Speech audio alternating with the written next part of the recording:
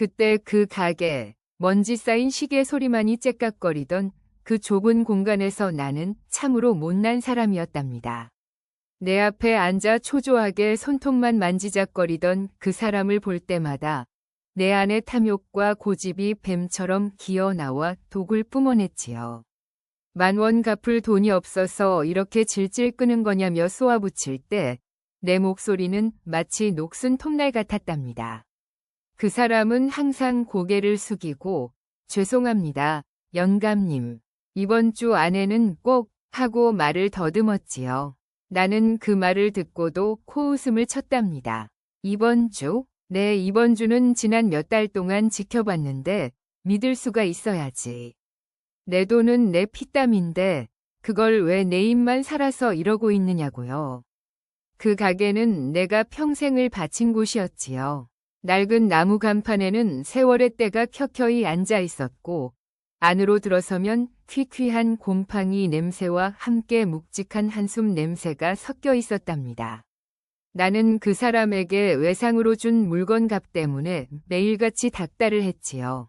사실 그 금액이 내 생계에 큰 지장을 줄 정도는 아니었답니다. 하지만 문제는 돈 그 자체가 아니라 그 사람이 내 앞에서 무력하게 고개 숙이는 모습이 나에게 일종의 권력처럼 느껴졌던 것 같아요. 나는 그 권력을 놓기 싫었고 그 사람을 쥐어짜내는 것이 당연한 이치라고 우겼거든요. 사람이 말을 했으면 지켜야지. 그 돈 안 갚으면 내 식구들 얼굴 어떻게 보려고 그러느냐고요. 이 말을 뱉을 때마다 내 심장은 돌덩이처럼 굳어갔답니다. 그 사람은 그저 눈만 깜빡일 뿐 제대로 된 대꾸도 못했지요. 나는 내가 옳고 그 사람은 게으르고 약속도 못 지키는 인간이라고 단정 지어버렸답니다. 그날도 나는 손에 쥔 영수증 뭉치를 탁자 위에 콱 내리치며 당장 내일 오전까지 못 가져오면 이 마을에 내 얼굴 못 들고 다니게 해줄 테니 각오하라 고 협박했지요. 내 목소리가 너무 커서 가게 안에 먼지마저 들썩이는 듯했답니다. 그 사람은 나를 올려다보는 눈빛에 일말의 희망도 없었지요. 다만 깊은 체념만이 가득했을 뿐이랍니다. 나는 그 사람의 침묵을 자신의 죄를 인정하는 것으로 받아들였으니 참으로 오만했지요. 며칠 뒤 나는 또다시 그 사람을 찾아 마을 골목을 거닐었답니다. 햇볕은 쨍쨍했지만 내 마음은 먹구름이 가득이었지요. 나는 그 사람이 내 빚 독촉에 굴복하지 않고 어딘가에서 얄밉게 잘 지내고 있을까 봐 괜한 시비를 걸고 싶었거든요. 마을회관으로 가는 길목, 좁은 골목길 모퉁이에서 나는 그 사람을 발견했답니다. 그는 작은 짐꾸러미를 옆구리에 끼고 느릿느릿 걸어가고 있었지요. 왠지 모르게 어깨가 축 처져 보였고 평소보다 발걸음이 무거워 보였답니다. 나는 그 모습을 보자마자 심장이 쿵 내려앉는 기분을 느꼈지만 애써 분노를 키웠습니다. 저게 고작 10,000원 때문에 끙끙대는 꼴이라니. 쯧쯧. 야, 너 거기 서봐. 내가 굵고 단호하게 외쳤지요. 그 사람은 화들짝 놀라 뒤돌아보았는데 그 얼굴이 얼마나 창백하던지요. 며칠 새 알았는지 볼이 퀭하고 눈 밑에는 짙은 그림자가 드리워져 있었답니다. 나는 그 사람의 달라진 모습에 잠시 멈칫했지만 내 고집이 더 컸지요. 돈 갚을 생각은 꿈에도 없는 거 아니냐? 너 그러다 정말 이 동네에서 매장당할 줄 알아라. 나는 쏘아붙이며 성큼성큼 다가갔습니다. 그 사람은 나를 피하듯 몸을 벽 쪽으로 바짝 붙였지요. 영감님, 오늘 제가 드릴 말씀이 있는데. 그가 말을 꺼내려 했지만 나는 그 말을 들을 생각이 전혀 없었습니다. 드릴 말씀? 그딴 소리 말고 당장 돈부터 내놓으라니까. 내 혀가 나보다 더 무거운 것 같구나. 입만 살아서 변명만 늘어놓지 말고. 그의 눈빛이 순간 흔들렸답니다. 나는 그 흔들림을 보며 역시 내 말이 맞았어. 저 사람은 나한테 약한 사람이야. 라고 스스로를 다독였지요. 그 사람은 짐꾸러미를 내려놓고 주머니를 뒤적거리는 신용을 하더니 이내 고개를 떨구었답니다. 정말 죄송합니다. 지금은 정말 가진 돈이. 그 말마저 채 잊지 못하고 목이 메이는 소리를 냈지요. 나는 그 순간 왠지 모를 모멸감에 휩싸였답니다. 내가 저 사람을 이렇게까지 몰아세우고 있다는 사실 자체에 대한 혐오감이었는지 아니면 그 사람의 절박함이 내 속을 긁어댔던 것인지는 모르겠어요. 하지만 나는 그 감정을 억누르고 더욱 날카롭게 말을 뱉었지요. 네가 가진 게 없으면 나한테 빌어먹을 변명만 하지 말고 당장 은행이라도 찾아가서라도 돈을 구해오란 말이다. 더 이상 내 시간 낭비하지 마. 그 사람은 더 이상 아무 말도 하지 못하고 나를 잠시 올려다보더니 휙 몸을 돌려 다시 걸어가기 시작했답니다. 그의 뒷모습은 마치 짐승에게 쫓기는 먹잇감처럼 보였지요. 나는 그가 등을 보이며 멀어지는 모습을 보면서도 내 행동이 옳았다고 스스로를 세뇌시켰답니다. 그래야만 내가 이 악독한 행동에 대한 죄책감을 덜 수 있었거든요. 골목 끝에서 그가 사라질 때까지 나는 차가운 시선으로 그 자리를 지켜보고 있었지요. 그날 오후 나는 평소처럼 가게 문을 닫고 어둑해질 무렵 마을회관 쪽으로 향했답니다. 마을회관은 우리 동네의 사랑방이자 흉을 보는 온상이기도 했지요. 나는 습관처럼 회관 문을 열고 들어섰습니다. 안에는 몇몇 어르신들이 모여 앉아 믹스 커피를 마시며 쑥덕거리고 있었지요.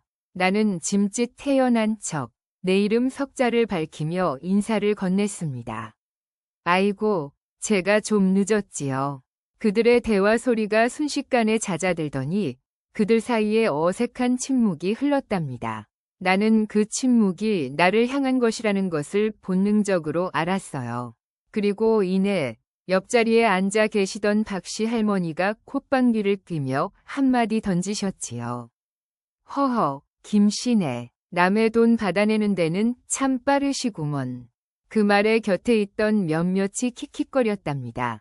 나는 얼굴이 화끈 달아올랐지만 나는 고집불통이었으니 절대 물러서지 않았지요. 박씨 할머니, 그게 무슨 말씀이신지? 내 돈 내가 받는데 누가 뭐라 할 수 있겠어요? 빌려간 사람이 약속을 안 지키는데. 나는 일부러 목소리를 높여 억울함을 토로했답니다. 그러자 그들 사이에서 수군거림이 이어졌고 결국 이장님으로 보이는 김영감님이 헛기침을 하며 중재하려 들었지요. 아니, 김씨, 그게 말이야. 그 집 사정이 딱하다는 소문이 돌아서 그러지. 자네도 너무 몰아붙이면 안 된다네. 나는 그 소문이라는 것이 뻔히 그 사람 편을 드는 소리임을 알았답니다. 사정이 딱해서 내 돈을 안 줘도 되는 건가요? 그럼 나 같은 사람들은 뭘 먹고 살아요? 그 사람만 사람이고 나는 뭐가 되는 거예요? 나는 내 이기심을 정의인 양 포장하고 있었지요. 그들은 나를 손가락질하는 듯한 눈빛으로 쳐다보았고 나는 그 시선들을 하나하나 꿰뚫어 보는 기분이었습니다. 특히 평소 내게 앙심을 품고 있던 순자 아줌마가 대놓고 혀를 찼지요. 돈도 없으면서 남의 돈 외상으로 받아 쓰는 주제에 남한테는 그리 독하게 구는구먼. 쯧쯧. 나는 순간 울컥해서 그녀에게 달려들 기세였답니다. 당신이 뭔데 내 일에 끼어들어. 네가 뭔데 내 장부를 들여다봐. 그 순간 내 뒤통수에 누군가 툭 치는 느낌이 들었답니다. 돌아보니 아무도 없었지요. 마치 이 모든 비난이 내 머릿속에서 증폭된 것 같았어요. 나는 그 자리를 박차고 나와야 했습니다. 숨이 막혀서 더 이상 그들의 비난을 견딜 수 없었거든요. 회관 문을 쾅 닫고 나오는데 등 뒤로 들려오는 웅성거림이 너무나 생생하게 들렸답니다. 김씨 참 고집 세고 인정머리 없어. 돈 몇 푼 때문에 사람 잡네. 나는 그 모든 소리를 등에 지고 세상과 나만 홀로 남겨진 듯한 외로움 속에 휩싸였지요. 내 고집이 나를 이 지경으로 만들었고 사람들은 나를 손가락질하고 있었답니다. 집으로 돌아오는 길은 유난히 길었답니다. 해는 이미 지평선 아래로 기울어 붉은 노을만 남긴 채 사라지고 있었지요. 나는 내 낡은 가게로 돌아와 문을 잠그려는데 낡은 덧문 아래에 무언가 얇은 종이가 끼워져 있는 것을 발견했답니다. 처음에는 바람에 날아온 쓰레기인가 싶어 대충 떼어내려는데 익숙한 필체가 눈에 들어왔어요. 바로 그 사람이 쓴 것이었지요. 심장이 다시 쿵쾅거리기 시작했답니다. 또 무슨 뻔한 변명인가. 나는 삐딱한 심정으로 그 종이를 구겨버리려다 혹시나 하는 마음에 펼쳐보았지요. 그것은 빛 독촉 쪽지가 아니었습니다. 깨끗하게 인쇄된 종이가 아니라 연필로 급하게 휘갈겨 쓴 메모였는데 내용은 충격적이었답니다. 영감님, 죄송하지만 내일은 정말 드릴 게 없습니다. 제가 대신 갚겠다고 약속했던 그 금액에 대해서는 제가 처리할 방법을 찾고 있습니다. 부디 며칠만 시간을 더 주십시오. 죽기 전에는 꼭 이 빚 청산하고 떠나겠습니다. 죽기 전이라니? 이 사람이 또 무슨 헛소리를 하는 거야? 나는 그 문장 한 줄에 온갖 불길한 상상을 덧붙였답니다. 그 사람은 분명히 내 돈을 갚기 싫어서 혹은 갚을 능력이 없어서 이렇게 허풍을 떠는 거라고 생각했지요. 죽기 전에 갚겠다니 나를 협박하는 건가? 나한테는 통하지 않아. 나는 분노에 휩싸여 그 종이를 바닥에 팽개쳤답니다. 그 종이는 가게 앞 흙바닥에 힘없이 구겨졌지요. 절망감이 밀려왔습니다. 나는 그 사람에게 너무 심하게 몰아붙였고 그 사람은 이제 정말 막다른 길에 몰린 것이 아닌가 하는 불안감이 뼛속까지 스며들었답니다. 하지만 고집스러운 내 마음은 그것을 인정하기 싫었지요. 나는 그 사람을 짓밟아야 내가 이길 수 있다고 믿었으니 말입니다. 나는 그 종이를 다시 주워들지 않고 문을 쾅 닫고 안으로 들어갔습니다. 가게 안은 더욱 어두웠고 나는 덩그러니 혼자 남아 그 사람의 말이 계속 머릿속에서 맴도는 것을 느꼈답니다. 이젠 정말 끝장이라는 절망감, 그 사람이 정말로 무슨 일을 저지를까 하는 두려움이 밀려왔지요. 다음 날 아침, 나는 찝찝한 마음을 안고 가게 뒤편의 낡은 창고 겸 쓰레기 처리장으로 향했답니다. 어제 그 쪽지를 본 이후로 이상하게 그 사람의 말 한마디 한마디가 귓가에 맴돌았기 때문이에요. 혹시나 싶어 그가 자주 들락거리던 그 구석을 유심히 살펴보았지요. 며칠 전 그는 이 근처에서 무언가를 열심히 버리고 가는 모습을 보았는데 그때 나는 쯧쯧 저렇게 지저분하게 사는구나 하고 비웃었었거든요. 오늘은 왠지 모르게 그 버려진 물건들이 신경이 쓰였답니다. 쓰레기통 주변은 며칠 전부터 쌓인 온갖 잡동사니들로 가득했지요. 썩은 채소 껍질, 부서진 플라스틱 조각들, 그리고 찢어진 종이 포장재들이 뒤섞여 악취를 풍기고 있었답니다. 나는 마스크도 없이 손에 든 빗자루 끝으로 그 쓰레기 더미를 쿡쿡 찔러보았지요. 역겨운 냄새가 코를 찔렀지만 나는 꼭 참았습니다. 그러다 투박한 갈색 종이 뭉치가 눈에 들어왔어요. 그것은 일반적인 쓰레기가 아니라 마치 어떤 목록처럼 보이기도 했답니다. 나는 빗자루로 그것을 끄집어내어 가까이 살펴보았습니다. 놀랍게도 그것은 내가 그 사람에게 팔았던 물건들의 주문서 뭉치였답니다. 그런데 이상했어요. 내가 알고 있는 물건들이 아니었지요. 내 가게에서 거래되는 품목 목록은 대개 식료품이나 간단한 생활용품이었는데 이 주문서들에는 특수재료 A23, 고강도 접착제, 특급, 그리고 정밀 배선 키트 같은 알 수 없는 품목들이 빼곡하게 적혀 있었답니다. 게다가 각 품목 옆에는 내가 적어둔 가격표 대신 누군가 정자로 쓴 확정거래가와 선지급금 사용처 같은 알 수 없는 기록들이 기재되어 있었어요. 금액도 만만치 않았지요. 내가 그 사람에게 떼어준 외상 금액보다 훨씬 큰 금액들이 오고 간 것처럼 보였답니다. 나는 돋보기를 꺼내어 자세히 들여다보았습니다. 한 주문서에는 고객 XYZ님의 요청에 따라 A23 재료 5kg 납품, 총액 350만 원, 선입금 100만 원 처리 완료 라고 적혀 있었어요. 나는 혼란스러웠습니다. 이 사람이 대체 무슨 일을 벌이고 있었던 걸까요? 그리고 이 물건들은 도대체 어디에 사용되는 것일까요? 내 머릿속에서는 수많은 의문이 떠올랐지만 그중 가장 두드러진 것은 내가 저 사람에게 떼어준 돈이 이 복잡한 거래의 일부였을까? 하는 의구심이었답니다. 나는 그 주문서들을 대충 묶어 품에 안고 머리가 지끈거리는 채로 가게로 돌아왔습니다. 이 낡은 장독대 옆 쓰레기통에서 발견한 이 물건들이 그 사람의 며칠간의 고뇌와 절박함의 증거라는 사실에 왠지 모를 죄책감이 엄습했답니다. 결국 나는 더 이상 이 의문을 풀지 않고는 견딜 수 없었지요. 며칠 동안 잠도 제대로 이루지 못하고 그 주문서들을 쳐다보며 끙끙 앓았답니다.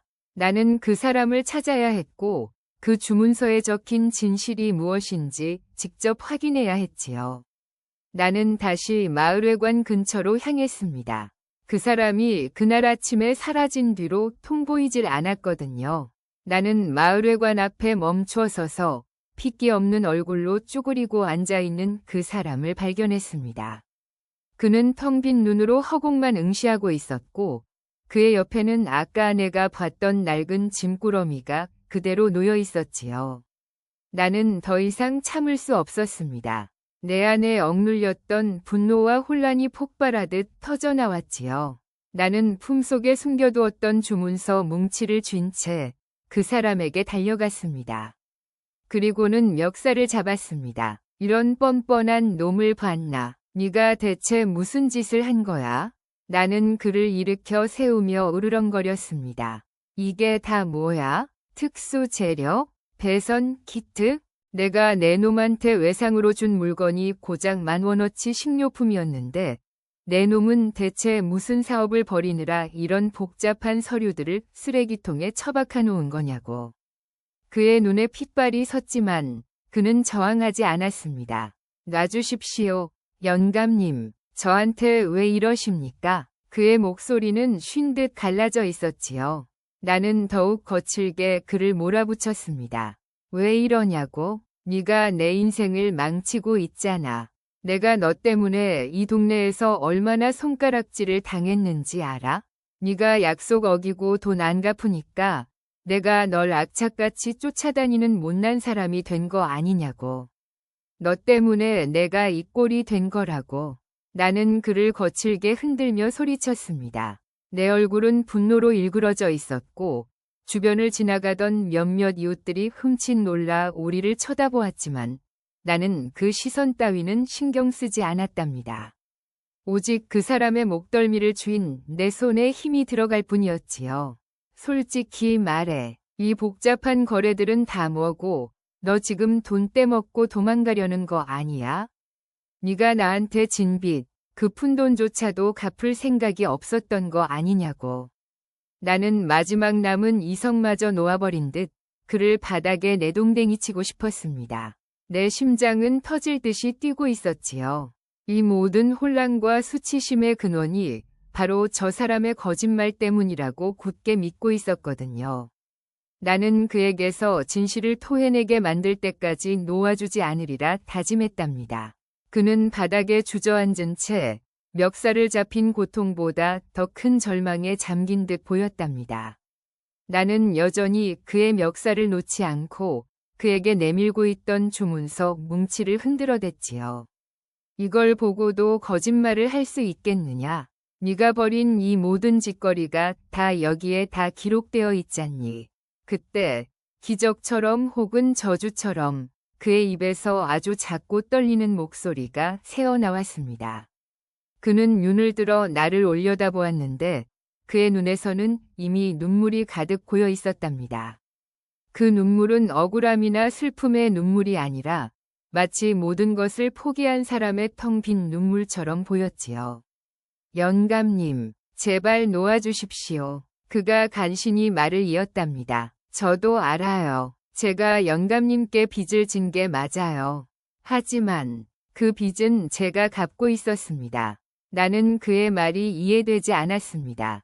갚고 있었다니 내 장부에는 빚이 그대로 남아 있었거든요. 무슨 소리야. 내 장부에는 빚이 그대로인데 네가 갚았다니 네가 갚은 건 대체 어디로 갔어? 나는 더욱 격앙되었지요.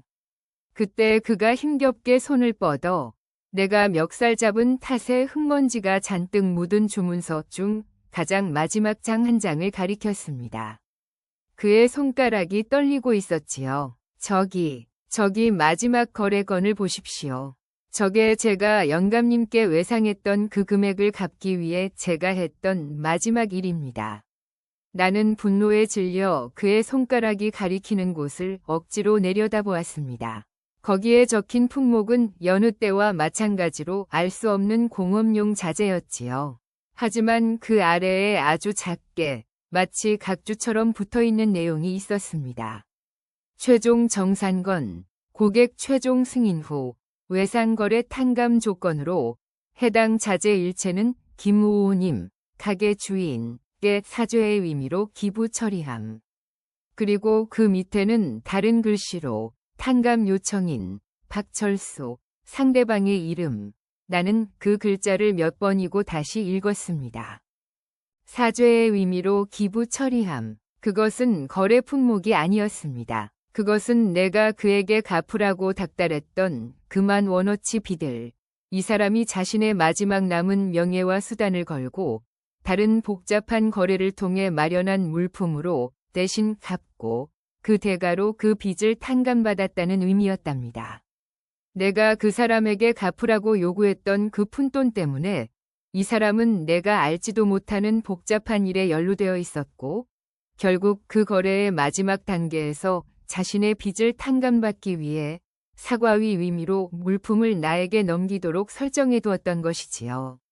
그는 나에게 갚으려 했고 나는 그를 도둑 취급하고 있었던 것입니다. 내가 그에게 모질게 굴면서 갚으라고 독촉했던 바로 그 시점부터 그는 이 복잡한 거래를 마무리 짓고 있었다는 사실이었습니다. 그 순간 내 세상이 무너져 내리는 기분이었습니다. 나는 멱살을 잡고 있던 손에 힘이 풀리는 것을 느꼈고 그의 목을 놓아주자 그는 그대로 흙바닥에 주저앉아 버렸습니다. 나는 내가 내뱉었던 모든 모진 말들이 내가 그에게 쏟아냈던 모든 독설들이 1000배, 만배로 되돌아와 내 심장을 찢는 듯한 고통을 느꼈답니다. 아니야. 나는 웅얼거렸습니다. 내 손에는 흙먼지 묻은 주문서가 쥐어져 있었는데 그것이 마치 나를 비웃는 고발장처럼 보였지요. 나는 그가 나를 얼마나 원망했을지, 내가 그에게 얼마나 잔인한 사람이었을지를 깨달았습니다. 나는 그가 빚을 갚지 않으려 도망친다고 오해했고 그를 쓰레기 취급하며 구박했지요.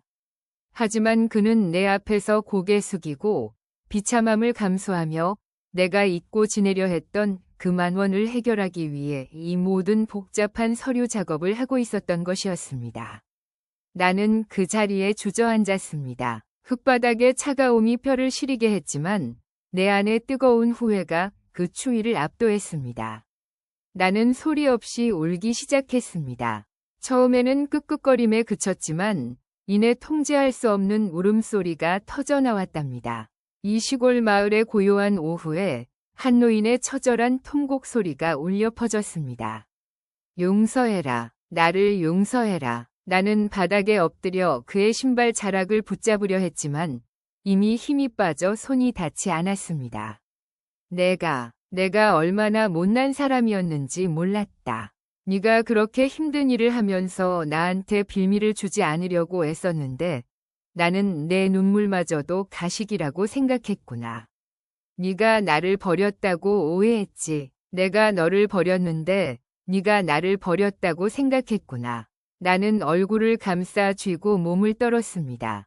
그가 마을회관 앞에서 나를 험담하는 시선들을 견디고 골목에서 쌀쌀맞게 걸어갈 때 내가 얼마나 그를 몰아붙였는지 그 모든 순간이 슬로우 모션처럼 재생되었답니다. 나는 그에게 빗독촉 쪽지를 던져버렸던 가게 앞을 떠올렸습니다. 그 절망의 쪽지가 사실은 그의 마지막 애원이었는데 나는 그것을 쓰레기로 취급했던 것입니다. 이 멍청한 늙은이야. 내 고집 때문에 남의 속도 모르고 남의 희생도 모르고 내가 내 인생을 망쳤다고 소리쳤는데 네가 내 인생을 구해주고 있었구나. 나는 흙먼지가 묻은 내 손을 쳐다보았지요. 이 손으로 그 사람의 멱살을 잡고 소리쳤던 것이 너무나 끔찍했습니다. 나는 그에게 용서를 빌기 위해 무릎을 꿇어야 했지만 이미 무릎은 흙바닥에 붙어 움직이지 않았습니다. 그저 땅을 치며 내가 저지른 짓을 통탄할 뿐이었답니다.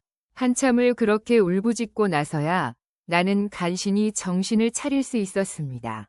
눈물이 뺨을 타고 흘러내려 흙과 섞여 얼굴에 흉측하게 말라붙어 있었지요.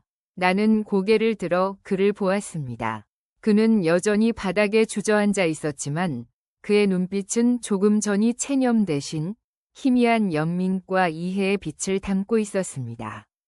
그는 나를 비난하지 않았습니다. 그저 조용히 내가 무너져 내리는 것을 지켜보고 있었던 것이지요. 나는 몸을 일으키려 애썼습니다. 온몸의 관절이 비명을 지르는 것 같았지만 이젠 그보다 더한 고통이 내 의지를 움직이고 있었습니다. 나는 비틀거리며 그의 앞에 섰고 나 자신이 초라하기 짝이 없음을 느꼈답니다. 나는 있는 힘껏 내 안에 마지막 남은 오만함까지 걷어내고 그에게로 몸을 숙였습니다. 무릎이 꿇어졌습니다. 마을회관 앞 흙바닥에 나는 그 사람의 앞에 완전히 납작 엎드렸습니다. 박철수 씨, 나를 벌하시오. 나를 용서하지 마시오. 하지만 내가 당신에게 한 짓, 내 모진 말들, 전부 다 내 욕심 때문이었어. 당신이 갚으려 했던 그 빚, 그게 나에게는 당신의 헌신이었는데 나는 그것을 짓밟았어. 부디 이 늙은이의 뒤늦은 후회를 받아주시오. 나를 용서해 주시오. 나는 그의 손을 잡으려 했지만 그는 고개를 저으며 부드럽게 내 손을 막았답니다. 그의 손은 거칠었고 무언가에 베인 듯 작은 상처들이 여기저기 나 있었지요. 영감님, 일어나십시오. 그만하십시오. 그의 목소리는 이제 차분했지만 깊은 슬픔이 서려 있었습니다. 저는 영감님을 원망하지 않았습니다. 다만 영감님께 제가 빚을 졌다는 사실 자체가 너무 죄송했습니다. 제가 그 빚을 갚으려 했던 방식이 오해를 불러일으켰다면 그것 또한 제 불찰이지요. 영감님께서 그 빚 때문에 얼마나 힘드셨을지 저도 잠시 잊고 있었던 것 같습니다. 그는 나를 일으켜 세우는 대신 자신의 짐꾸러미를 들고 천천히 일어나 걸어가기 시작했습니다. 나는 다시 그를 붙잡을 수 없었답니다. 하지만 이번에는 그가 나를 버리고 도망친다는 두려움이 없었어요. 나는 그가 어디로 가는지 쫓아갔습니다. 그가 향한 곳은 바로 내가 그토록 닫아걸고 있던 내 가게 앞이었지요.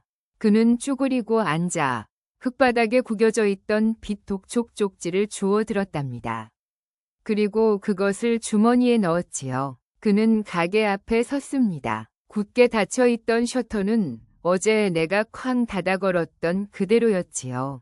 그는 나를 돌아보며 희미하게 웃었습니다. 영감님, 우리가 같이 셔터를 올려야지요. 나는 아무 말도 할 수 없었습니다. 그저 멍하니 서서 그가 내민 손을 바라보았지요. 그의 손이 내 손을 잡았을 때 쇠사슬이 풀리는 듯한 느낌이 들었답니다. 우리는 함께 낡은 셔터를 잡고 힘껏 들어 올렸습니다. 끼익! 녹슨 셔터가 힘겹게 위로 올라가면서 가게 안으로 아침 햇살이 쏟아져 들어왔습니다. 그 빛은 며칠 전까지 나에게는 족쇄 같았지만 이제는 따뜻하고 새로운 시작처럼 느껴졌습니다. 그 순간 나는 깨달았답니다. 빚은 돈으로 갚는 것이 아니라 진심으로 서로를 이해하고 용서할 때 비로소 청산된다는 것을요. 나는 그 사람을 짓밟았지만 그는 나를 짓밟지 않고 오히려 자신의 고통을 감추면서 나를 위해 무언가를 해결하고 있었던 것입니다. 우리는 서로의 등을 보며 무거운 짐을 짊어지고 있었지만 그 짐의 무게가 다르다는 것을 이제야 알게 되었답니다. 마을 입구의 밝은 햇살 아래 우리는 아무 말 없이 나란히 서서 앞으로 우리가 함께 채워나갈 시간들을 묵묵히 바라보았답니다. 서로를 향한 깊은 이해와 뒤늦게나마 찾아온 용서의 기운이 그 낡은 가게 앞에서 조용히 피어나고 있었지요.